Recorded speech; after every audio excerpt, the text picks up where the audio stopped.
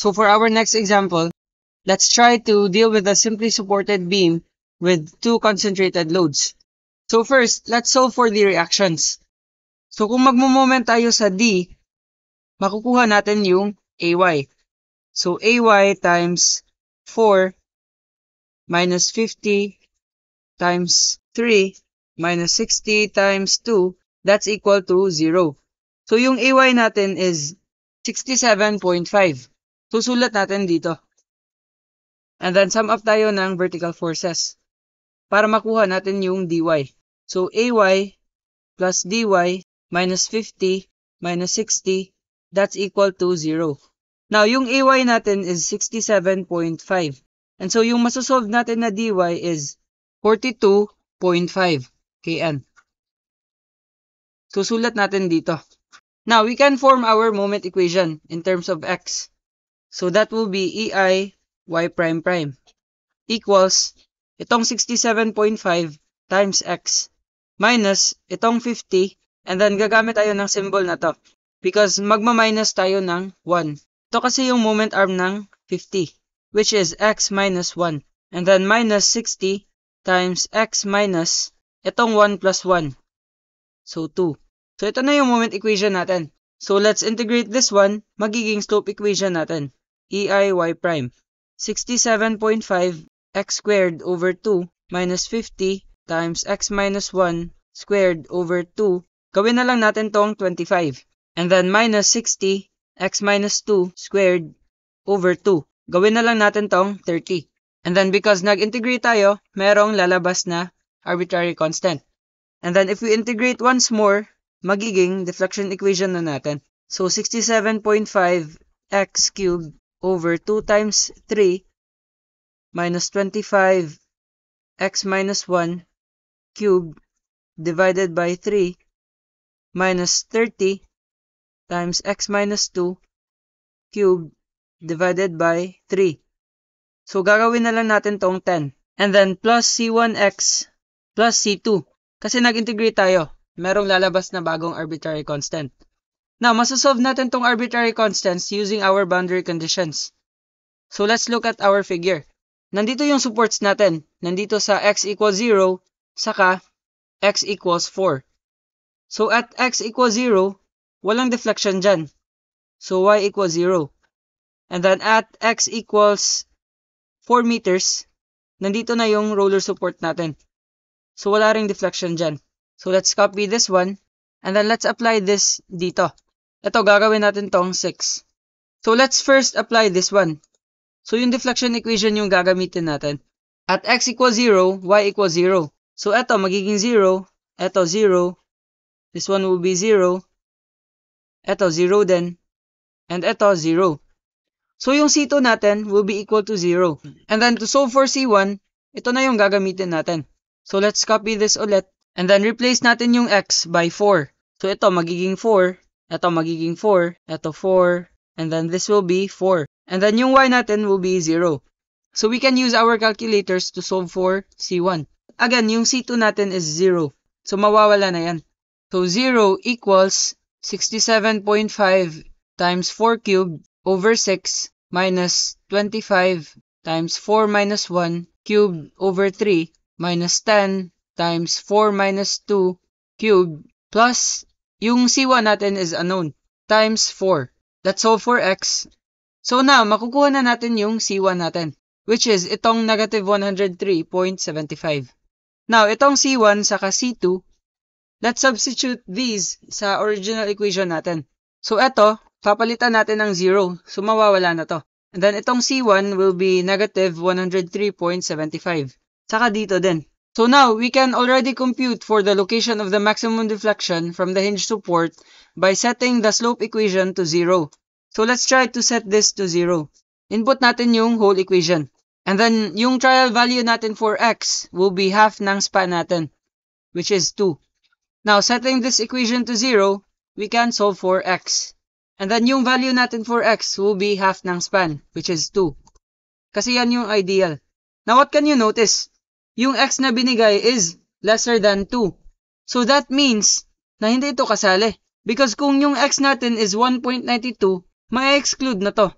So ano yung meaning niyan? It means na yung max deflection natin is nag-o-occur at less than 2 meters. So hindi na natin isasali to. If this value is less than itong nandito, it means na hindi yan kasali. Kasi hindi pwedeng negative yung nasa loob. So let's exclude this one. What it essentially means is that our maximum deflection occurs between the 50 kN and 60 kN loads. It does not fall beyond 2 meters. So balik tayo, hindi na natin to isasali. And then let's solve for x ulit. Input natin yung nasa gitna ng interval na to, which is 1 plus 0.5 magiging 1.5. Ito yung ideal estimate natin. So now, ito na yung location ng maximum deflection, which is at 1.93 meters. Pero isustore na lang natin to sa A, so that exact yung values natin. Again, for letter A, our answer is at x equals itong value na to. Now next, we have to compute for the maximum deflection in mm. If the modulus of elasticity is 200 GPa and the cross-section of the beam is 100 mm by 150 mm. So now, yung question is, naka-mention talaga na in mm dapat. So in millimeters. So gagamitin talaga natin to. I-divide natin yung answer natin by EI. So to compute for the maximum deflection, itong x yung gagamitin natin. So balik tayo dito. Again, yung location ng maximum deflection natin is at x equals 1.93 meters. So let's substitute x dito. Pero hindi na natin isasali to because yung x natin is less than 2. So exclude na natin yan. Magne-negative kasi yung nasa loob kung ito yung gagamitin natin. So let's type this sa calculators natin. 67.5 x cubed over 6 minus 25 x minus 1 cubed over 3 minus 103.75 times x. Press calc. And then yung x na gagamitin natin is yung exact value kanina. So press equals. Ito na yung value natin. So our y will be negative 126.0642856 knm cubed divided by EI. Now again, our question specifies the deflection in millimeters. So let's divide this by EI. So copy natin to. Again, yung E natin is 200 GPa. So papalitan natin to. And then yung I natin is makukuha natin gamit yung cross-section ng beam.